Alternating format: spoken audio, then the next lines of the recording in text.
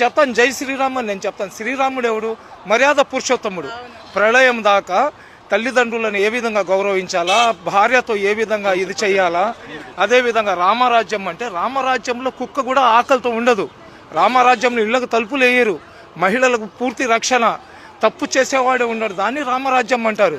శ్రీరామచంద్రుడు కేవలం హిందువులకే కాదు, వాళ్ళ పేటెంట్ కాదు. శ్రీరామచంద్రుడు సృష్టిలో ఉన్న ప్రతి ఒక్కరికి ఆరాధించదగ్గ వ్యక్తి అతను. అదేవిధంగా ఎవరైతే మన పరమశివుడు దేవాది దేవుడు అంటారు, శివుడికి దేవాది దేవుడు అంటారు.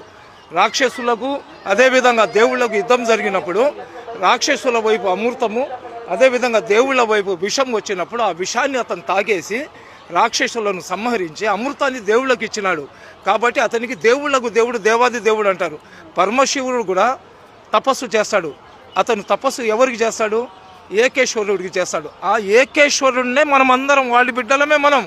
మేము అల్లా అంటున్నాం, వాళ్ళు దేవుడు అంటున్నారు. శివుడికి భోలాశంకరుడు అంటారు, నీలకంఠేశ్వరుడు అంటారు. అదేవిధంగా మనకు ఆది దేవుడు ఎవరు?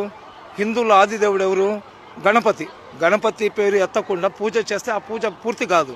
అదేవిధంగా ఒక్కొక్కళ్ళు ఒక్కొక్క ఆచారాల్లో ఉంటారు. కానీ అందరు కూడా కోరుకునేది ఏంది? అందరూ బాగుండాలని. ఈరోజు హిందూ సమాజంలో గాలి దేవుడు, సూర్యదేవుడు, భూదేవి రకరకాలుగా చెప్తారు కదా. నిజంగా ఆ దేవుళ్లకు మాకు హిందువులే ఉండాలా, వేరే కులస్తులు ఉండకూడదు అనుకుంటే 10 నిమిషాలు సూర్యుడు ముస్లింల మీద టెంపరేచర్ పెంచేసాడు అనుకోండి, మేమందరం చచ్చిపోతాం. లేదా గాలి దేవుడు 10 నిమిషాలు ముస్లింలకు నేను గాలి ఇవ్వాలంటే మేమందరం చచ్చిపోతాం. ఇవన్నీ ఏంటంటే పొట్టలు పెంచుకోవడానికి మా బోటి వాళ్ళు, సాధులు, సంతులు ఏంటంటే రెచ్చగొట్టారనుకోండి జనాలు డిస్టర్బ్ అవుతారని. అలాంటిది ఏమి ఉండదండి. ఈ భూతల్లి నన్ను మోస్తుంది, వాళ్ళని మోస్తుంది. చచ్చిపోయిన తర్వాత ఈ మట్టిలో మమ్మల్ని అందరినీ కూడా కలుపుకుంటుంది. ఈ దేవుళ్ళకు లేని వివక్షత ప్రజలకు ఎందుకండి? దేవుళ్ళకు లేని వివక్షత ప్రజలకు ఎందుకు? చెప్పేవాళ్ళు చెప్తుంటారు, వచ్చేవాళ్ళు వస్తుంటారు. సరేనా?